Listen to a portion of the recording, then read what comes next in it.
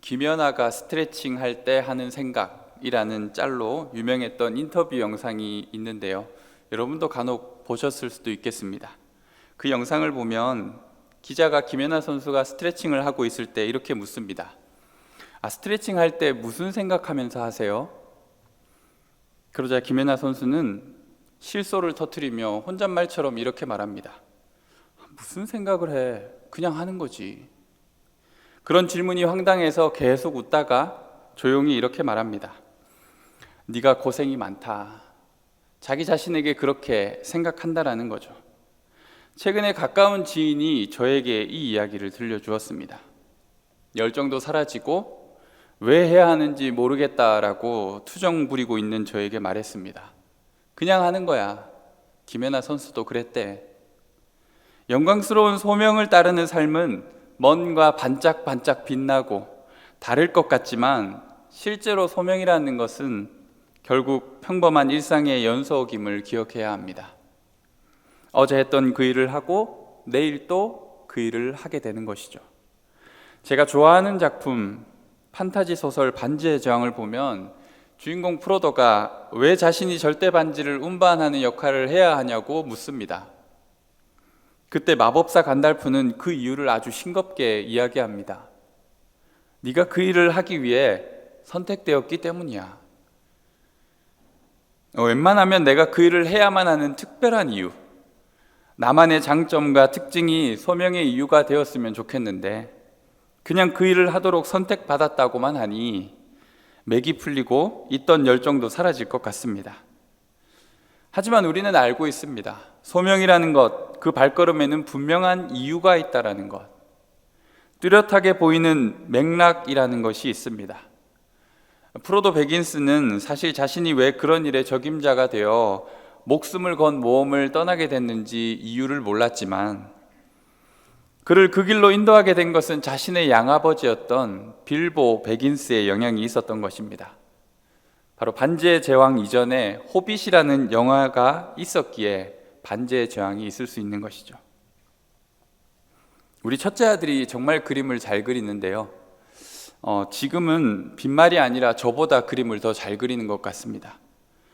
아들이 그림을 잘 그리고 좋아하게 된 데는 부모인 저와 아내가 그림을 좋아하고 잘 그리는 것에 영향이 있을 것입니다. 그리고 어린 시절 제가 아이와 함께 그림을 그리며 놀았던 추억이 있는데요. 그때 아이에게 그것이 많이 자극이 되었던 것 같습니다. 유명한 그림책 작가인 앤서니 브라운이 마치 엄마와 어릴 때 그림을 그리며 재밌었던 추억으로 동화책을 그리는 사람이 되었던 것처럼 말입니다. 즉 다시 말하면 뜬금없이 나타나는 소명이란 없다는 말입니다. 오늘 우리가 읽은 창세기 본문을 보면 약간은 생뚱맞게 아브라함의 이야기가 등장합니다. 바벨탑 사건과 그 이후 민족이 분산하고 번성하는 이야기, 창조시대의 원역사가 펼쳐지다가 갑자기 인류 사회의 족장시대로 장면이 바뀝니다. 그렇게 등장하는 것이 아브람입니다. 아브람이 등장하는 장면도 모세나 사무엘의 등장처럼 마치 그들의 출생의 비밀이나 혹은 그들이 자라나게 되는 과정을 다루었으면 좋을 텐데 75세의 중년 혹은 노년이라고 볼 수 있는 아브라함이 하나님의 소명을 받는 장면에서 대뜸 시작합니다. 죄송합니다. 많은 것들을 생략하고 하늘에서 갑자기 아브라함이라는 사람이 뚝 떨어진 것처럼 이야기가 시작되는데요. 그렇게 아브라함을 향한 하나님의 소명도 매우 갑작스러운 소명이었을까요? 사실 이 소명에도 맥락이 있었습니다. 11장 말미를 보면 그 소명이 아브라함의 아버지 데라에게도 주어졌던 게 아닐까 생각해 보게 됩니다. 11장 31절인데요. 데라가 그 아들 아브람과 하란의 아들인 그의 손자 롯과 그의 며느리 아브람의 아내 사레를 데리고 갈대아인의 우르를 떠나 가나안 땅으로 가고자 하더니 하란에 이르러 거기 거류하였으며, 가나안 땅으로의 발걸음의 처음 염원이 바로 아브라함의 아버지 데라에게 있었다라는 말입니다. 아브라함에 대한 영화를 본 적이 있는데요. 그 영화에는 아브라함의 이 특별한 사명, 12장 1절에 나오는 말씀처럼 아버지의 집을 떠나는 그런 남다른 결단을 보여주기 위해서인지 그의 소명만을 다루고 있을 뿐 이런 아버지 데라가 가나안 땅으로 가고자 했었다라는 이야기는 하지 않습니다. 그런데 아브라함은 그냥 세상에 있었던 게 아니죠. 분명히 그는 아버지 데라의 영향을 받는 데라의 아들이었습니다. 하나님은 소명을 주시되 항상 그 사람의 삶의 맥락을 따라서 소명을 주십니다. 결국 인생은 흐름이 중요한데 하나님은 우리의 인생의 흐름을 선용하시는 분이십니다. 내가 살아온 삶의 환경, 성격적인 특징, 기질, 부모에게 받은 영향, 겪어왔던 일들, 이 모든 것이 우리의 소명의 중요한 재료가 되는 것이죠. 여러분의 삶은 어떤 맥락으로 이어져 오고 있습니까? 나비 효과라는 말을 들어보셨죠? 물론 이 이름으로 된 영화도 있고요. 나비의 날갯짓 하나가 텍사스에 돌풍을 일으킬 수 있다라는 혼돈 이론의 내용인데요. 사실 이 이론을 자세히 들여다보면 시공간을 가로질러 어떤 하나의 원인이 다른 결과를 초래하는 과정을 과학적으로는 예측할 수 없다라는 것이 결론입니다. 즉 나비의 날갯짓에서 우리는 텍사스의 돌풍을 결코 예측할 수 없습니다. 가령 실제로 그런 원인과 결과가 발생하였다 할지라도 우리는 그것을 결코 추적하여 증명할 수 없다는 말입니다. 하나의 원인에 하나의 결과라는 공식은 우리 인생에 단순하게 적용되지 않습니다. 항상 모든 일이 다양한 원인들이 복잡하게 엉켜 있습니다. 그리고 원인에 따른 결과도 다릅니다. 똑같은 원인을 받은 사람이지만 결과가 다르게 나타나죠. 어떤 원인들이 어떤 상호작용을 통해 다음의 결과를 만들어냈는지 우리는 다 알 수 없습니다. 즉 이것은 사람의 영역이라기보다 하나님의 영역인 것이죠. 하나님은 그렇게 우리 삶의 수많은 원인이 될 만한 일들을 통해 하나의 결과를 맥락에 맞게 만들어 가시는 분이십니다. 조금 쉽게 이야기하면 하나님이 결국 우리의 삶을 이끌어 가고 계시다라는 말입니다. 모든 일의 최종적인 원인이 하나님께 있기 때문이죠. 그게 왜 그럴까? 이것 때문이었구나. 그럼 또 이건 왜 그럴까?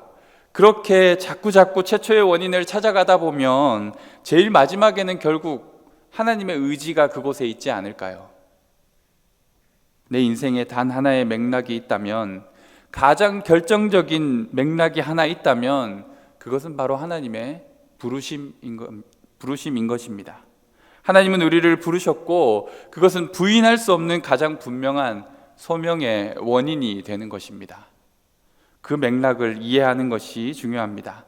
하나님의 부르심 안에서 내 삶의 모든 발걸음, 기쁨과 슬픔, 다양한 경험, 영광과 상처, 이 모든 것이 합력하여 선을 이루는 것입니다.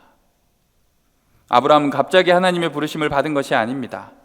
그의 삶에 누구도 감히 바꾸거나 막을 수 없는 하나님의 의지가 찾아왔고 그 뜻대로 아브라함은 하나님을 따르는 사명자가 되었습니다. 우리 인생도 마찬가지입니다. 부르심이라는 분명한 하나님의 의지가 여러분을 찾아왔다라는 것입니다. 그것이 가장 중요합니다. 여러분의 삶을 구성하는 모든 것을 하나님은 그 맥락 안에서 사용하실 것입니다. 여러분에게 상처가 있습니까? 하나님은 여러분이 가진 상처를 소명에 합당하게 쓰실 것입니다. 여러분이 즐겨하고 좋아하고 잘하는 일이 있습니까? 그것을 도구 삼아 여러분을 사명자로 쓰실 것입니다. 그렇기에 우리는 결코 시기에 대하여 조급해할 필요가 없는 것입니다. 하나님의 완전한 계획 안에 우리가 있기 때문이죠. 하나님은 하나의 흐름과 맥락을 우리의 삶에서 가장 완벽하게 만들어가고 계시는 분이시기에 결코 늦었다고 생각하여 절망할 필요가 없습니다. 자기 자신에 대하여 불신하거나 혹은 시기와 기회를 놓쳐버리고 나는 이미 늦어버렸어 라고 생각해서 무언가를 포기하려는 사람만큼 안타까운 일이 없습니다. 하나님은 아브라함의 소명을 통해 우리에게 분명하게 말씀하십니다. 결코 늦지 않았다. 아브라함의 나이가 이때 얼마였습니까? 75세였습니다. 많아 보이죠? 그런데 사실 아브라함이 전체 살아온 인생을 생각해 보면 그렇게 많은 것도 아닙니다. 아브라함이 몇 살까지 살았는지 아십니까? 네, 이거 맞추는 분께 제가 선물 드릴게요. 아브라함이 몇 살까지 살았을까요? 예, 선물을 받고 싶지만 부끄러워. 예. 몇 살이라고요? 120? 예, 아닙니다. 다행이네요. 아브라함이 175세까지 살았습니다. 175세. 상당히 오래 살았죠. 그러니까 그의 전체 인생으로 보면 75세는 절반 혹은 그에 못 미치는 나이 정도라고 할 수 있습니다. 우리가 얼마나 살지는 모르겠지만 적어도 늦었다라고 조급해하거나 절망할 필요가 없는 세대가 바로 여러분의 세대가 아닐까요? 그런데 사실 주변을 돌아보면 청년 세대만큼 늦었다라는 생각을 하는 사람이 없는 것 같습니다. 그들이 가장 많이 그런 생각을 한다라는 거예요. 그처럼 실제로 늦었다라고 여기는 마음은 나이나 객관적인 시간에 대한 생각이라기보다 심리적인 요인이 큰 것이죠. 이런 생각은 주로 주변의 다른 사람과 자신을 비교하거나 과거의 실수나 실패에 매여서 살아가거나 앞으로의 삶에 대해 우울하거나 어두운 전망을 하는 것 때문에 발생하는 것입니다. 고유한 소명을 가지고 하나님 앞에 서 있는, 그리고 여러분을 그렇게 이끌어가고 계시는 하나님을 생각하며 여러분 스스로를 좀 인정해 주셨으면 좋겠어요. 그래, 나 아직 늦지 않았어. 사회적인 부와 성공의 기준으로 남과 나를 자꾸 비교하다 보면 자신이 늦었다라고, 나는 기회를 놓쳤다라고 생각할 수 있습니다. 하지만 하나님은 결코 늦지 않았습니다. 하나님의 때는 가장 적절합니다. 늦었다라고 깨닫는 순간, 그래도 지금이라도 해봐야지라고 할 때 하나님은 새로운 시작의 물결을 여시는 것이죠. 지나온 삶의 후회와 상처가 많을 때 자연스럽게 위축되거나 포기하려 하는 경향도 있습니다. 하지만 하나님의 부르심에는 후회가 없습니다. 우리는 우리의 삶에 해환이 가득할지라도 하나님은 우리를 부르시고 후회하지 않으십니다. 모두가 늦었다라고 나에게 일치하여 말할 때라도 아니야, 나는 결코 늦지 않았어 라는 믿음으로 일어선다면 그것으로 절반은 성공한 것이죠. 우리 청년들이 그랬으면 좋겠습니다. 하나님의 때를 찾았기에 우리는 시작할 수 있는 것입니다. 결국 모든 일은 시작이 반입니다. 시작이 어려운 것이죠.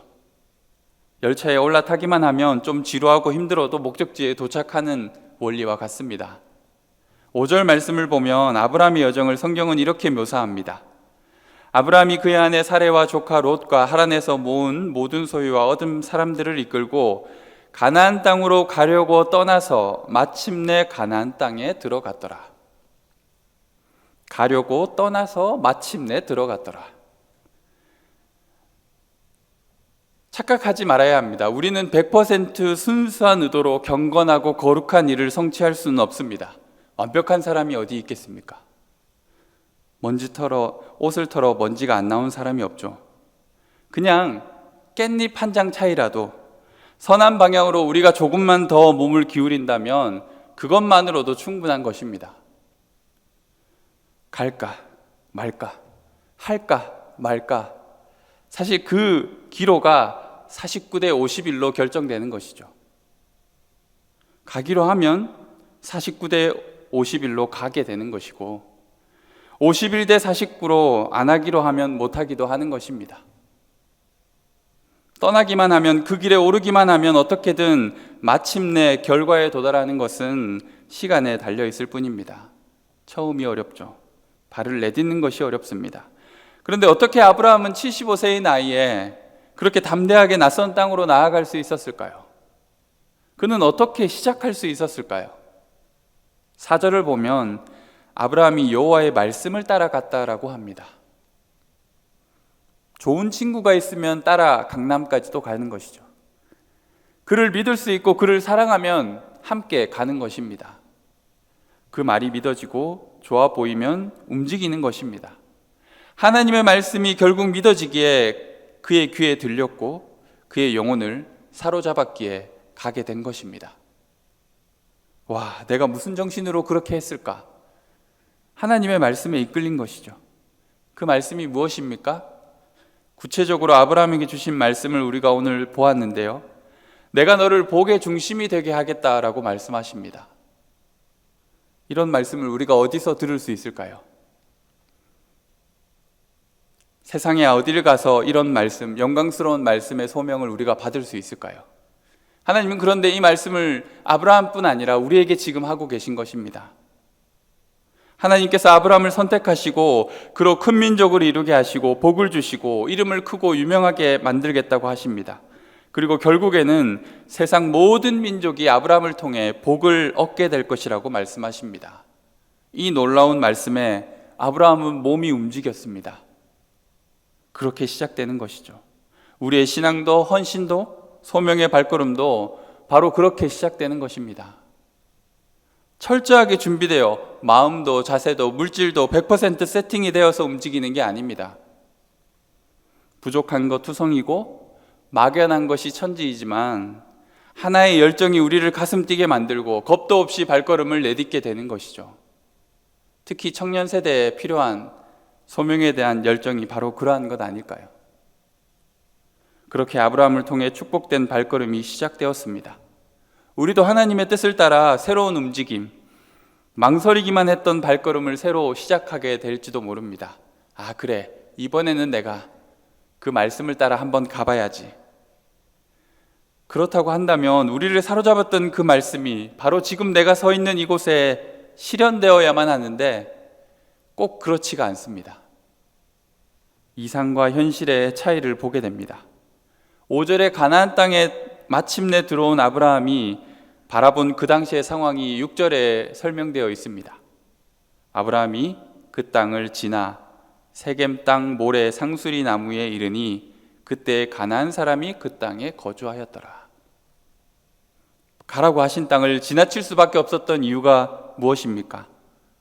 거주민이 이미 자리를 잡고 있는 그 땅, 나그네가 되어 머물 곳을 찾고 생존을 위해 주변 원주민들에게 눈치를 봐야만 하는 형편, 그것이 아브라함의 소명의 발걸음, 축복된 발걸음의 시작에 펼쳐지는 장면입니다. 한마디로 꿈꿔왔던 모습과 많이 달랐다는 말입니다. 소명대로 내 삶을 던져봐야겠다고 생각해서 그 길로 뒤도 돌아보지 않고 한 걸음에 달려왔는데 실상은 기대했던 것과 너무 다른 경험들 해보지 않습니까? 아, 원래 이 바닥이 이런 거였어?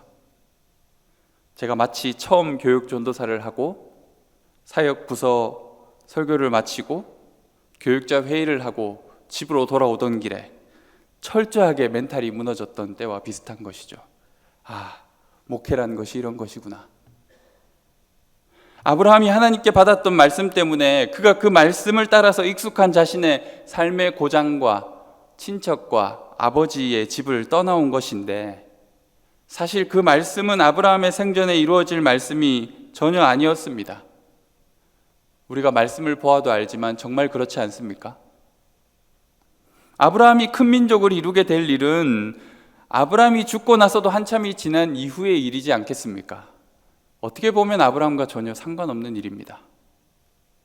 그리고 그의 이름이 유명해지는 것도 마치 사람이 죽으면 이름을 남긴다는 말처럼 그의 사후에 주어질 영예와 같은 것이죠.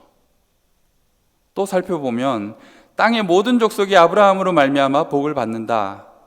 이건 하나님 나라의 최종적인 완성의 모습을 말해주는 예언과도 같은 것입니다. 실제로 하나님을 따라서 가나안 땅으로 나온 아브라함을 위해 그곳에서 이제 살아가야 할 현실적인 삶을 위해 허락된 축복은 도대체 어디에 있을까요? 그는 여전히 이방인이었을 뿐입니다. 아브라함은 죽기까지 그가 머물던 가나안 땅에 나그네였으며 그가 남긴 유일한 재산은 그의 아내와 그가 묻히게 될 막벨라 굴 하나였습니다. 아브라함은 하나님께 속은 걸까요? 아브라함은 그의 삶의 소명의 행복을 하나도 맛보지 못하고 죽은 불행한 인생이었을까요?